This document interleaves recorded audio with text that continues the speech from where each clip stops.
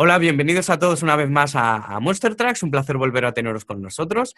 Y bueno, de nuevo estamos con esta serie de entrevistas que venimos haciendo tanto a músicos como a técnicos de la industria y hoy tenemos con nosotros a un técnico, para mí de los más importantes de la Comunidad de Madrid, un técnico de estudio.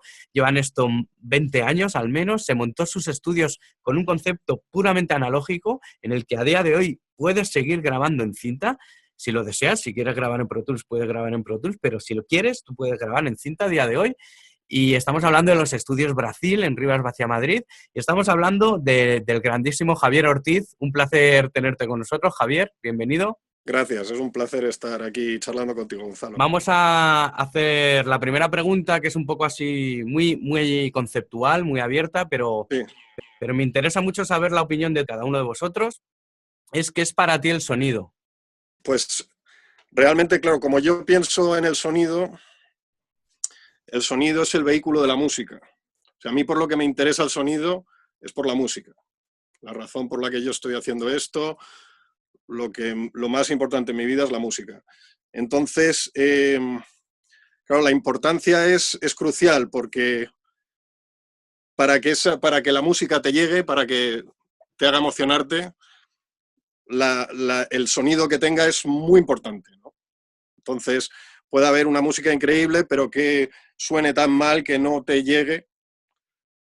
Y por eso, es por eso, es sobre lo que, para que te llegue la música tiene que haber sonido. Entonces, ese movimiento del aire es algo increíble, que de hecho, cuando pienso un poco en la música, realmente para mí es lo más alto a lo que ha llegado el ser humano. O sea, es que no tengo ninguna duda, es en la creación musical.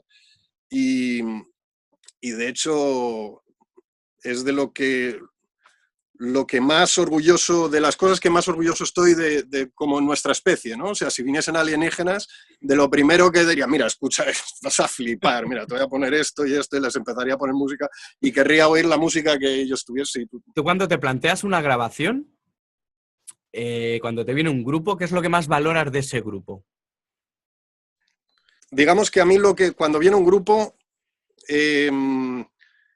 digo, esto es lo que hay, ¿no? O sea, el grupo me plantea, queremos grabar, queremos hacer esto, normalmente tienen unas referencias, tienen un tipo de sonido que es el que quieren, algunos lo tienen más claro, otros menos, y realmente lo tomo como, o sea, no hago una valoración previa, digamos, porque ni siquiera la música que hacen para el trabajo que yo hago, que yo soy un técnico de sonido, a mí que ni siquiera que me guste o no la música es importante. O sea, es que realmente, si estoy oyendo música que me está emocionando y estoy flipando en el control mientras estoy grabando y tal, hay más probabilidad de que la cague con algo, ¿sabes? O sea, ese poder mantenerte más neutro y pendiente de las cosas que tienes que estar pendiente, yo qué sé, si hay demasiada colada, echarles en la caja, lo que sea, ese tipo de cosas. Eso es el punto donde yo tengo que estar mientras estoy trabajando. Luego puedo disfrutar mucho de un disco que he grabado, incluso mientras lo grabo puedo pensar, pues este disco puede que me guste mucho, ¿no? Pero realmente yo más que valorar, lo que yo siempre recomiendo a los grupos y siempre les hablo es que preparen lo más posible. O sea, cuanto más preparado tengan el material, mejor va a sonar y más barato va a salir. A mí esta frase me parece que tiene mucho impacto y que debería hacer pensar a la gente, joder, ostras, no sé, alguien que ha grabado muchos discos nos está diciendo esto, vamos a hacerlo, ¿no? Y no siempre es así. A veces porque la gente, bueno, los grupos no pueden, no tienen el tiempo, no pueden prepararlo más.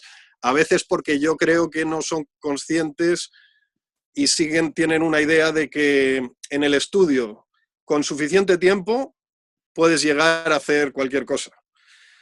Y en realidad lo que yo veo después de muchos años de grabar es que una vez que el grupo entra al estudio a grabar, digamos que está todo el pescado vendido. O sea, la calidad del disco ya está decidida.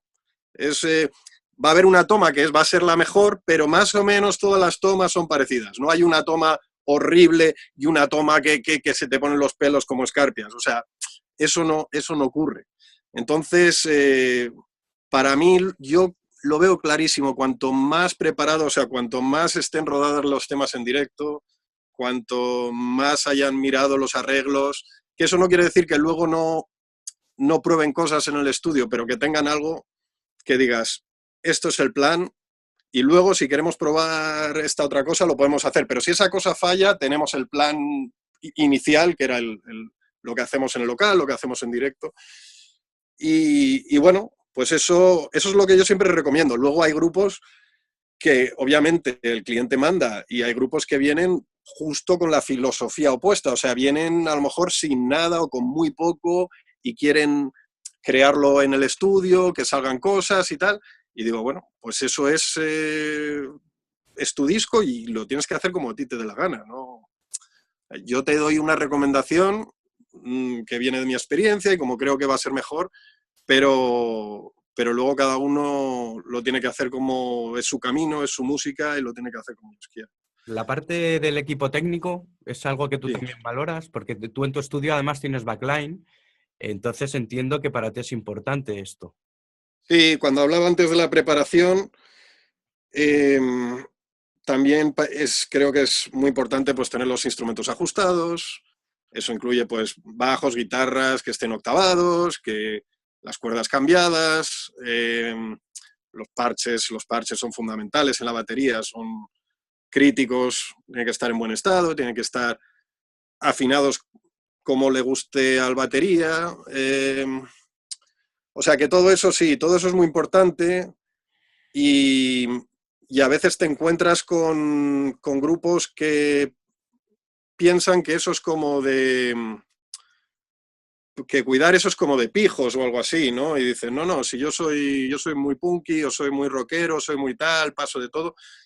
Y claro, yo además hace poco tenía una conversación con un músico que tenía el equipo hecho polvo y decía, tío, a ti te flipan los Stooges tenían todo el equipo perfecto, aunque estuviesen drogadísimos y con heroína saliéndoles de las orejas, los amplis estaban ajustados, estaba sonando como un cañón, no salían ahí con las cuerdas viejas y...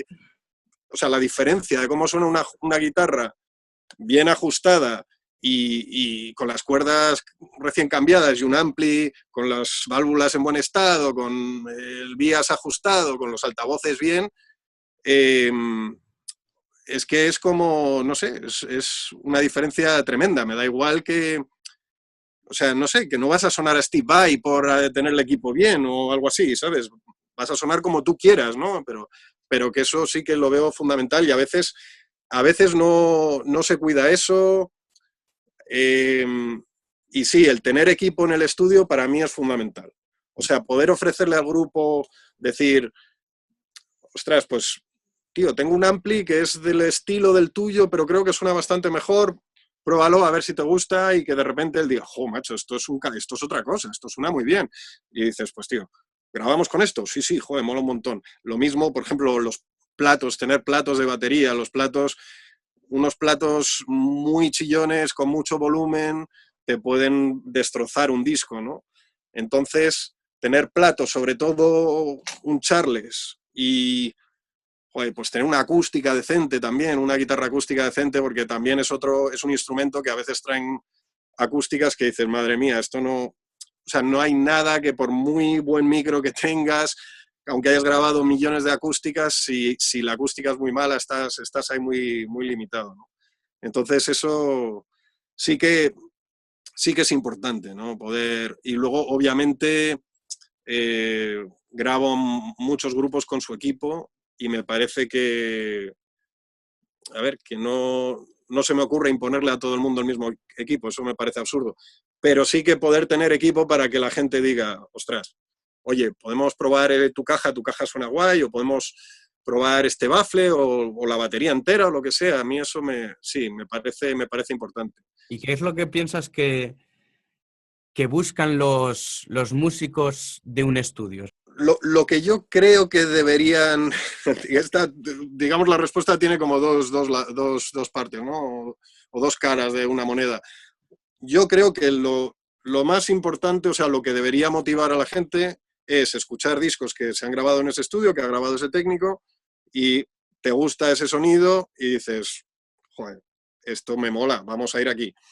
Eso creo que siempre debería ser lo primero, ¿no? La motivación principal. Sé que muchas veces, que además yo lo he vivido así, es la recomendación de otros músicos. O sea, que otros músicos de tu escena o de tu entorno, gente que conoces, gente en la que confías, gente que entiende tus referencias musicales y que sabe tal, que te diga, jo, macho, fuimos aquí a grabar y fue guay, tío. La verdad es que guay, estamos súper contentos. Y eso también me parece muy válido y me parece muy buena razón, ¿no? Para ir. Ahora, yo creo que también a la fuerza tiene que ser importante el conocer a la persona con la que vas a estar grabando y decir, vale, o sea, con este tipo me entiendo, puedo hablar de ciertos grupos, de ciertas referencias, estamos en la misma onda, ¿no? O sea, eso yo creo que también es importante y yo creo que básicamente cuando hay visitas al estudio, que es muy típico, que un grupo antes de cerrar una grabación dicen, oye, podemos ir a ver el estudio, conocerte tal. Yo creo que tiene más peso, o yo me imagino que tiene más peso, conocer a la persona con la que van a trabajar, más que si hay 2 o 3 salas, si la mesa es analógica, si todo eso, yo creo que tiene mucho más peso, ¿no? La persona, que me parece lógico también. De todos modos, ¿no piensas que los músicos también cuando van a grabar te inflan a preguntas sobre qué equipos tienes y qué microfonía Sí, tienes y usas? sí. O sea, es cierto, y a ver, hay gente que viene, por ejemplo, el tener magnetofones que están funcionando, que están en buen estado de mantenimiento, que se usan, que suenan bien. Eso para mucha gente es importante. Tener una sala suficientemente amplia para poder grabar grupos todos juntos en la sala, poder grabar en directo también es importante para muchos grupos. Eh, el equipo, o sea, hay gente que me ha llegado a decir, guitarristas, tío, yo es que vengo al estudio por este ampli. ¿Cuáles dirías que son las funciones de un productor musical? Esto es un tema espinoso porque antes cuando hablaba yo soy técnico de sonido y para mí el trabajo del productor oh, tiene puede ser positivo o puede ser negativo. Puede ser muy negativo. Yo he visto muchas grabaciones en las que el productor ha tenido un papel muy negativo en el disco. Y para mí no hace falta un productor. Un técnico sí que hace falta, un productor creo que no. Bueno, en realidad esto es un poco, no está bien expresado, porque lo que quiero decir es que creo que el grupo puede ser perfectamente el productor de la sesión. De hecho, esa es la situación en la que yo más cómodo estoy trabajando. Es cuando el grupo es el que está decidiendo qué toma es la buena, saben qué sonido quieren, dicen, joder, la batería nos gusta mucho, pero la caja la queríamos que sonase más gorda o más fina o lo que sea. Entonces,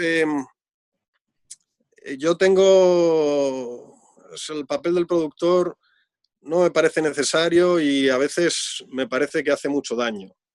Y, y muchas veces veo productores que realmente están vendiendo humo, ¿sabes? Que no están haciendo nada. Es verdad que hay productores que trabajan mucho, que hay músicos y hay grupos a los que tener a alguien que parece que les está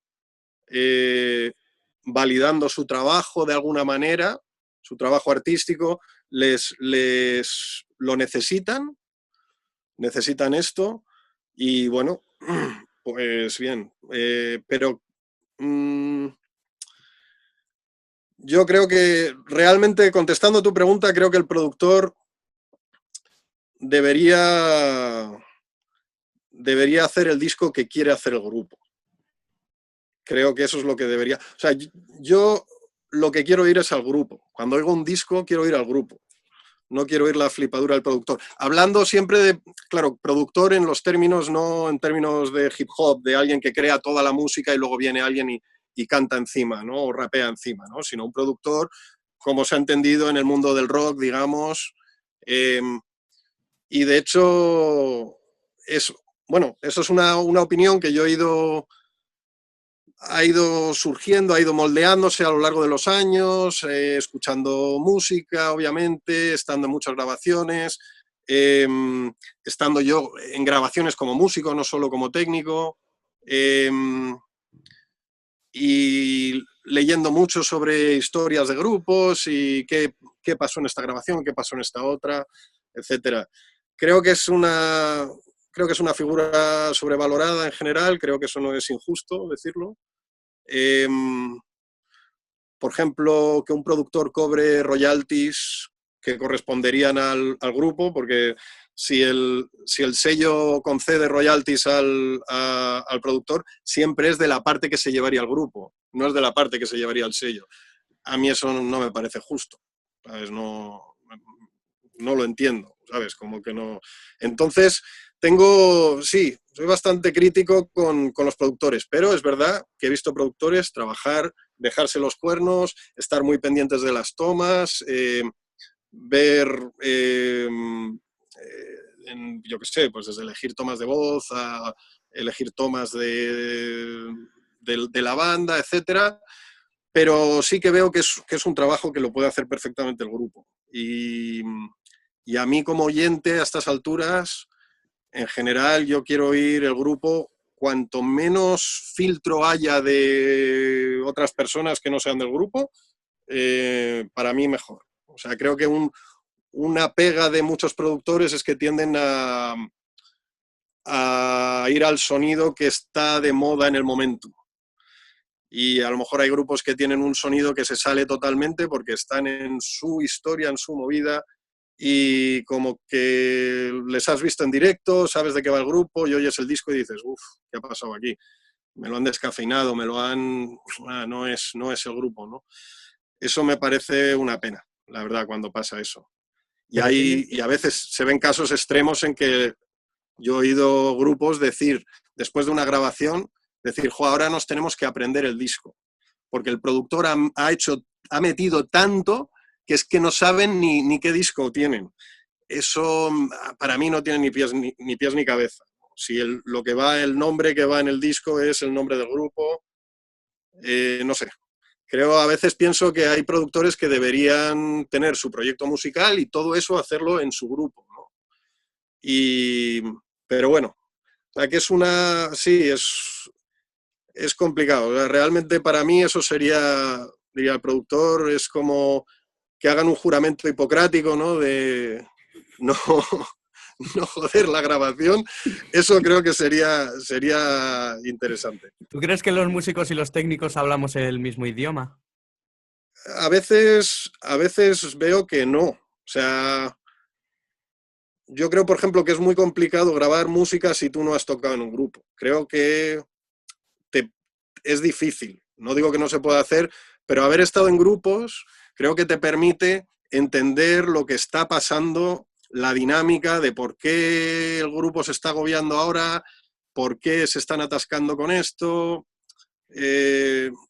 hacerte una idea de qué es lo que está pasando, de qué cosas le pueden ir bien o qué cosas le pueden ir mal a este batería o a este guitarrista.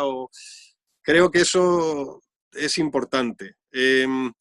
Yo veo, por ejemplo, una situación en la que veo como una especie de choque de trenes constante, es en la mayoría de las salas de conciertos de Madrid, los técnicos de directo con los grupos, a veces parece que es como que hay una guerra eterna, como que ya, no sé, como que hay...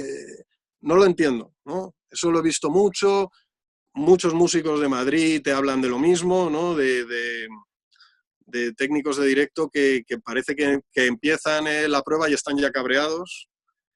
Y es verdad, por el otro lado, es verdad que hay muchos grupos que no saben cómo plantear una prueba, a lo mejor no saben que cuando llegan a un garito que no deben descargar todo el equipo en el escenario porque el técnico tiene que poner los monitores y cablear y demás. O sea, una serie de cosas, pero creo que esa inexperiencia del grupo no puede hacer que un técnico esté de mala leche, nada más. O sea, que sí que es verdad que a veces los grupos y los técnicos no están no sé, en sincronía.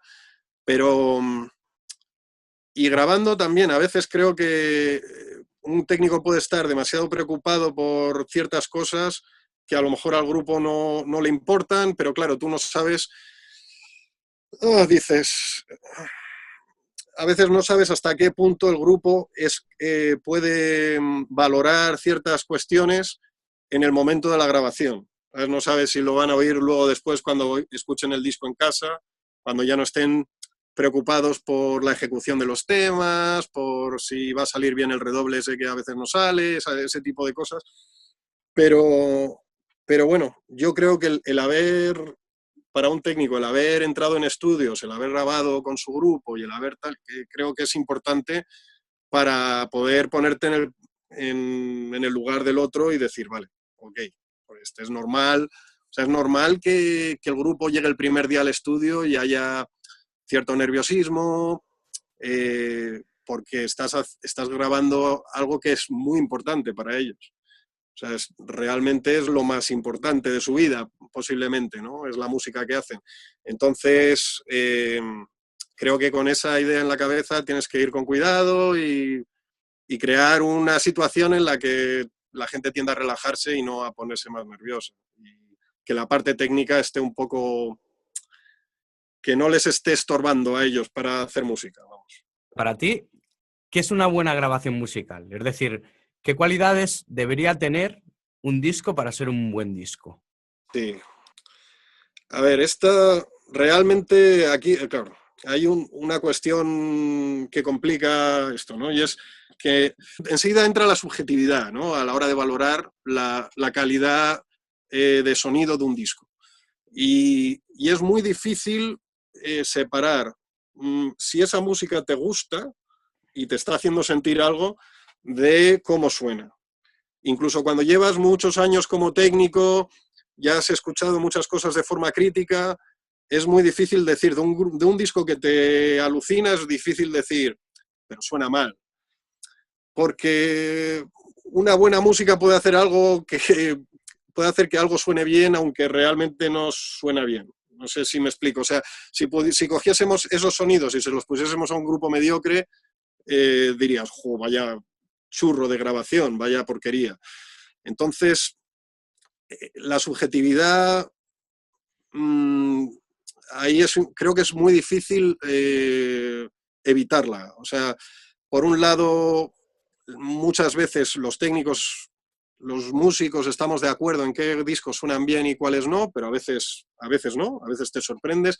Y esa es una pregunta que a mí siempre me gusta, si estoy hablando con un técnico, con un grupo y tal, y decir, para ti, dime un disco que te suene bien. Para mí eso siempre es interesante, ¿no? Para saber un poco qué es lo que, por dónde, en qué mundo sónico están, ¿no? Y qué cosas les gustan y qué cosas no les gustan.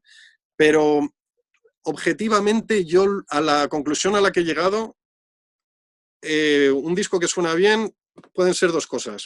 Es, el grupo está contento, o sea, el grupo ha acabado la grabación, ha acabado la mezcla, lo está oyendo en casa, nos flipa. Javi, estamos encantados. Ese disco, aunque lo hayas grabado con un micro roto, o unos cascos de Autorres colgando en medio de la sala, yo que sé, lo que sea, si el grupo está contento, yo he hecho mi trabajo. Realmente ese es mi objetivo. Ahora, para mí, como oyente y como técnico, el único criterio objetivo que yo he encontrado para que alguien pueda hablar de buen sonido es si lo que estás oyendo en los altavoces del control se parece a lo que está sonando en la sala.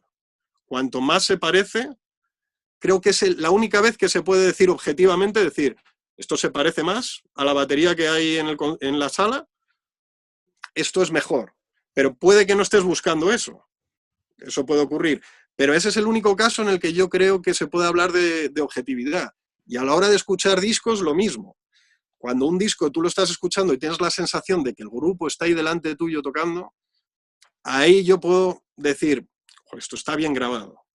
Que eso no quiere decir que no haya millones de discos que me encanta cómo suenan, que no tienen nada que ver con ese criterio, ¿no? Que no han buscado ese criterio por ningún lado. Pero eso, por ahí iría la respuesta. Y luego comentar una cosa que creo que es crítica, y es que para hablar de buen sonido necesitamos siempre tener una escucha decente. Tanto, obviamente, los técnicos en el estudio, como en casa, como los músicos. Veo que, por desgracia, tanto músicos como muchos oyentes de música tienen equipos muy malos, muy mal montados en casa, en habitaciones que suenan muy mal, y entonces ahí es imposible hablar de buen sonido. O sea, es imposible. O sea, te da igual escuchar, o sea, no puedes percibir las diferencias de calidad de sonido entre, yo qué sé, un disco de Ella Fitzgerald y uno de Aretha Franklin, o lo que sea, me da igual, o los dos primeros discos de los Stooges.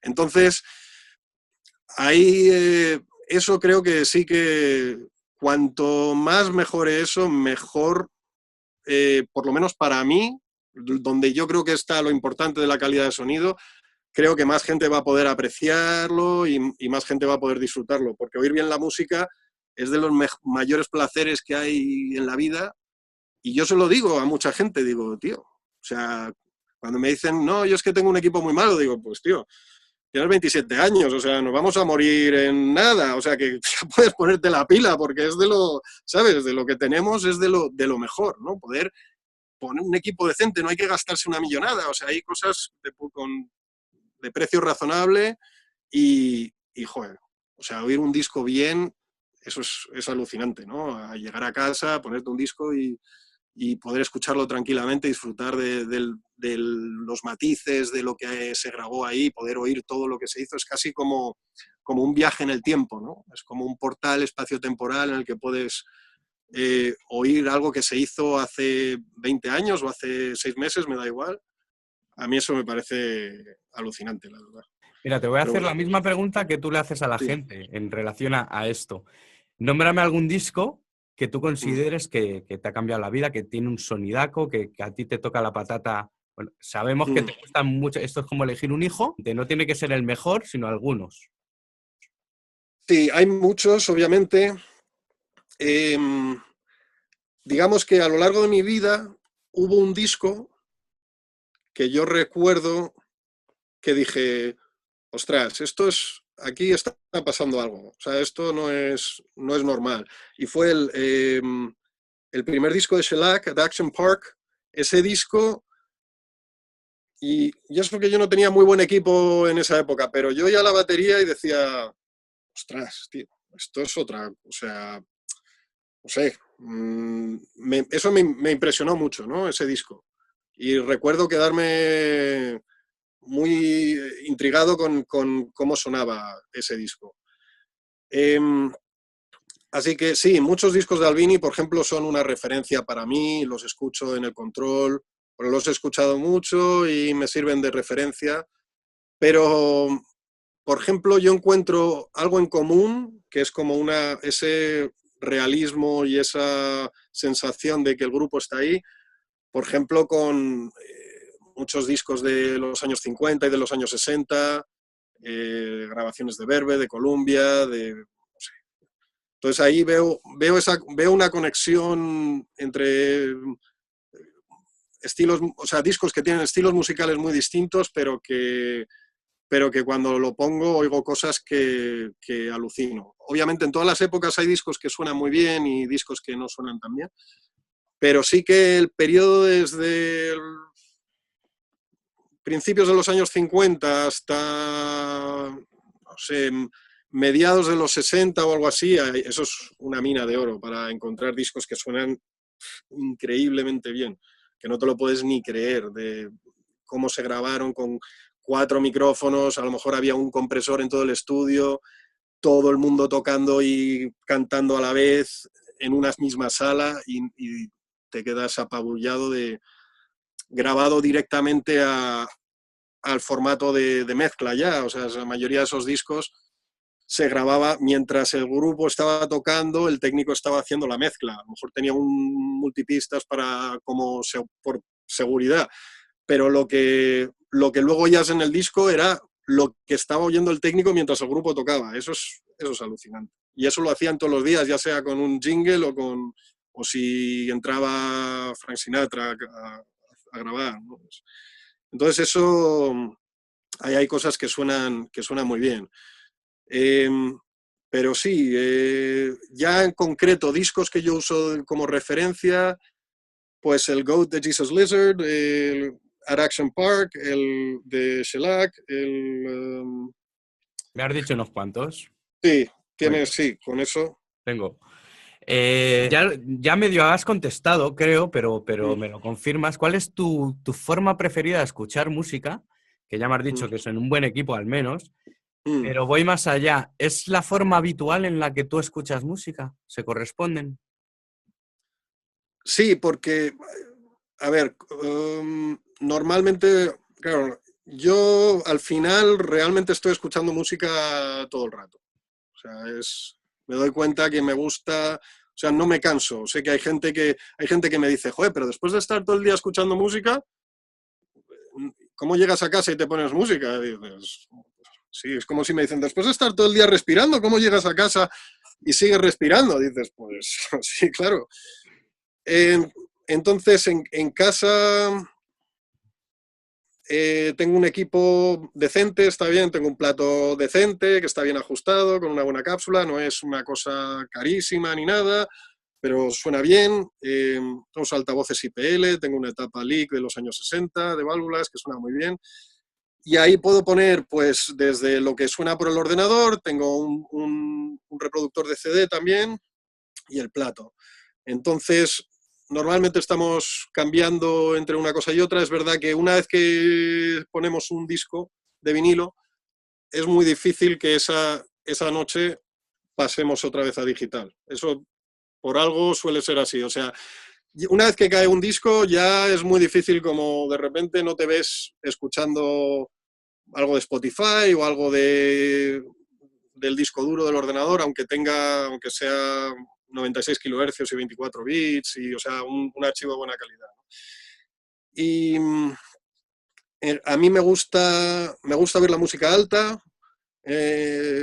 Obviamente en casa, pues si tienes vecinos, pues hay unos límites de lo que tienes que tener eso en cuenta. Pero en el estudio no, en el estudio sí que puedo poner la música alta y me gusta mucho oír la música a cierto volumen. Y en el control tengo una escucha que me gusta mucho cómo suena. Para mí eso es importante. Yo sé que hay técnicos que trabajan con escuchas que realmente no suenan bien y que ellos mismos no dirían, no, pues creo que nadie puede decir que unas NS10 suenen bien y que te flipe ponerte discos en unas NS10, ¿no? Hay gente que hace un trabajo muy bueno con esa escucha y es una herramienta para ellos. Se las conocen bien, saben lo que tienen que hacer para que luego los medios queden bien y tal. Pero digamos que yo hubo un momento que dije, joder, si yo me voy a tirar toda la vida escuchando música, no quiero estar escuchando unas cajas que suenen mal y que luego, pero que yo sepa que si hago esto y esto y esto, luego el disco va a molar. Prefiero tener unas escuchas que suenen bien y que mi trabajo sea hacer que suene bien la música en esas escuchas, ¿no? Obviamente aquí hay un matiz, que es que hay altavoces que traducen bien fuera, es decir, que cuando tú oyes lo que has hecho en esos altavoces, lo oyes en otro sitio, dices, sí, esto es lo que he hecho. Y hay otros altavoces maravillosos que dices, ¿cómo? O sea, no, te quedas alucinado. Y el grupo mucho más, ¿no? El grupo se puede quedar muy desorientado, muy desconcertado si lo que escuchan en casa no se parece nada a lo que escuchan en el control. Para mí eso es crítico de la escucha del control. Y de hecho yo he tenido que cambiar de altavoces maravillosos, muy caros, muy estupendos, tener que cambiar a otros por eso, porque no traducían bien. Pero sí, eso es. En casa, pues eso, escuchar música pues al final del día, pues con una cervecita y tranquilamente, o cenando, y sí. En casa tenemos todo el salón montado para que tanto en la mesa donde cenamos como en el sofá siempre estás en una posición de escucha buena respecto al equipo. O sea que eso está hecho así y la verdad es que mola mucho. ¿Crees que los técnicos tenemos algo de músicos frustrados? Yo creo que no deberíamos. O sea, yo creo que creo que lo mejor que hay es tocar. Lo mejor que hay es tener tu grupo o tocar tú solo, lo que sea, pero tocar. Entonces, yo creo que es importante que los técnicos tengan su proyecto musical como creo que cualquier persona. O sea, me da igual que trabajes en un banco o seas mecánico. Bueno, a lo mejor no es la música lo que te llama, pero pinta o haz fotos o tener algo que te haga poder expresar lo que llevas dentro y trascender un poco la existencia, ¿no? Entonces, yo, por ejemplo, noto en mí algo cuando yo no estoy tocando en ningún grupo, cuando yo no estoy activo musicalmente, sí que, por ejemplo, si voy a ver a grupos, a veces tengo un poquito de la reacción de, mira, estos cabrones ahí están tocando, qué hijos de puta. ¿Sabes? Que es una envidia chunga de decir, joder. Entonces, creo que eso puede tener que ver con lo que dices, ¿no? De músico frustrado. Yo creo que hay que tocar y aunque tu proyecto musical sea algo muy minoritario que atrae a, yo qué sé, a 50 personas o a 20 personas o lo que sea, pero con que haya alguien que te diga, joder, tío, me mola un montón, he flipado con el concierto, me han pasado cosas, tal, eso, pues ya está. Y no, creo que no hay razones por las que no hacerlo. Ahora mismo puedes montar conciertos sin tener ni manager ni nada, tenemos internet, podemos estar en contacto con salas que sean rollo do it yourself en la República Checa o en Francia o donde sea, no sé, como que tenemos mucho acceso no solo a mucha música, sino a poder tocar y a poder promover tu proyecto con redes sociales y demás. O sea que yo creo que no hay ninguna razón para no tocar y creo que si hay técnicos que están frustrados por no tocar, deberían tocar. Vale, y ya por último, antes de despedirnos, ¿al revés crees que ocurre que hay músicos que quieren ser técnicos y se han frustrado? Lo digo esto porque a lo largo de la historia conocemos muchos músicos que se han montado su propio estudio. Y no sé si se debe a esto o se debe a otras causas. ¿Tú a qué causas crees que se debe que haya músicos que se han montado el estudio? ¿No se fían de la oferta que hay en el mercado? ¿No se fían de los técnicos que hay? ¿Esto por qué ocurre? Claro, yo creo que es natural porque, por ejemplo, para mí fue así. Yo tocaba en grupos y me interesaba por el proceso de grabación, porque veía diferencias en el sonido de los discos que me gustaban, de los discos que escuchaba, y veía que esas diferencias de sonido también me afectaban a la hora de cómo yo los disfrutaba esos discos o cómo me llegaban o tal.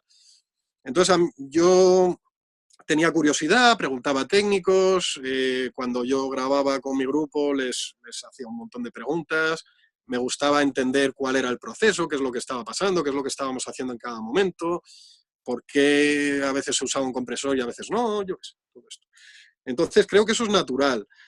El hecho de que un músico se monte un estudio, pues puede venir por un lado por esto que tú dices de no estar satisfecho a lo mejor con otras grabaciones y decir, lo voy a hacer yo y a lo mejor no va a sonar, no va a ser tanta calidad y tal, pero va a ser como yo quiero, ¿no? Eso es un poco como lo que yo creo que están valorando. Dices, a lo mejor lo que es la calidad, entre comillas, no va a ser tan guay, pero el disco va a ser como yo quiero. Por eso para mí es tan importante, creo que debería serlo para toda la gente que trabaja en la grabación, que es hacer el disco que quiere el grupo, ¿no?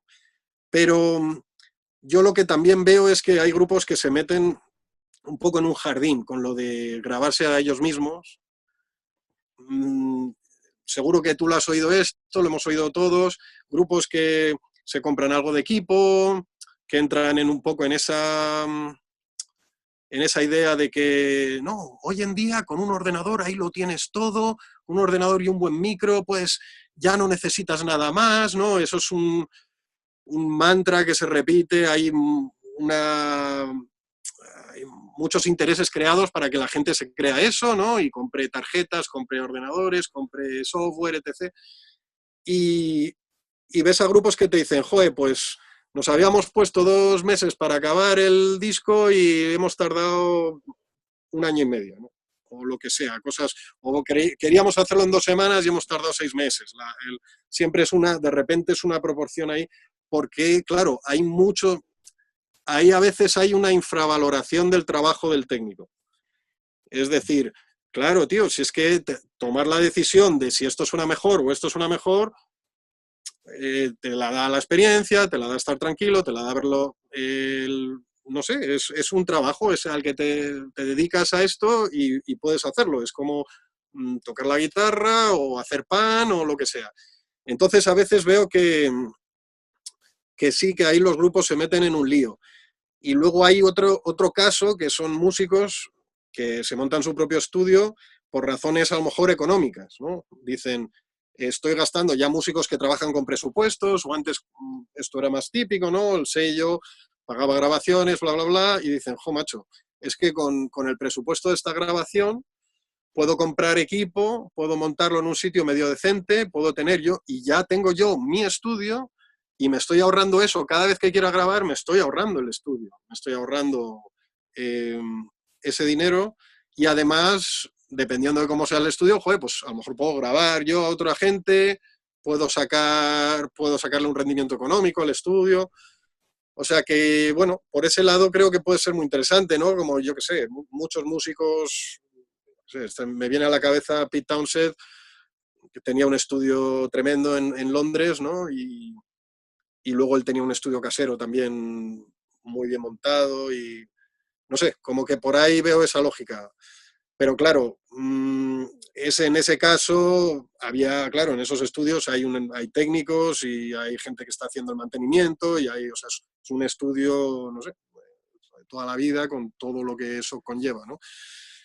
Así que sí, bueno, pues que a veces veo que tiene que ver un poco con tu pregunta. A veces veo que puede haber músicos que prefieren algo que han grabado ellos sencillamente porque dicen, es que lo he grabado yo, ¿no? Aunque digas, jo, macho, es que esto suena bastante pobre, ¿no? O tú lo estás pensando y estás diciendo, pues esto es que no suena nada bien. Pero lo han hecho ellos y ya para ellos ya tiene un valor porque es parte se convierte en parte creativa del grupo, ¿no? Igual que hacen una línea de guitarra, ese sonido que puede ser, a lo mejor objetivamente, puede ser un sonido que ni le va bien o que podría ser mejor, se podría haber hecho de otra manera en ese mismo estilo, pero con más calidad. Ellos ya lo ven como una parte, como el pedal que han elegido, la guitarra que han elegido, y entonces ya es muy difícil convencerles de que eso puede sonar mejor, porque para ellos es como decirles que en vez de hacer ese riff deberían hacer otro, ¿no? Casi, algo así. Pero bueno, eso es un poco así lo que se me ocurre con respecto a músicos que tienen su estudio, pero sí, hoy en día, pues ya lo sabes tú, todo el mundo, ya sea en un local de ensayo o en casa o tal, es muy típico que la gente tenga estudios, y yo creo que los estudios de grabación, lo suyo es que podamos ofrecer cosas que se salgan de lo que puede tener a lo mejor un músico en un home studio, ¿no? Muy bien, Javier, pues hasta aquí la entrevista. Ha sido un placer tenerte ahí Lo mismo digo. y de verdad que hemos disfrutado mucho con tus respuestas y tomamos nota Bueno. de todo esto. Y nada, espero que coincidamos, que somos vecinos en Sí. breve y que nos tenemos que tomar una cañita ahí juntos. Pues sí, claro que sí. Pues un abrazo, gracias. Venga, un abrazo.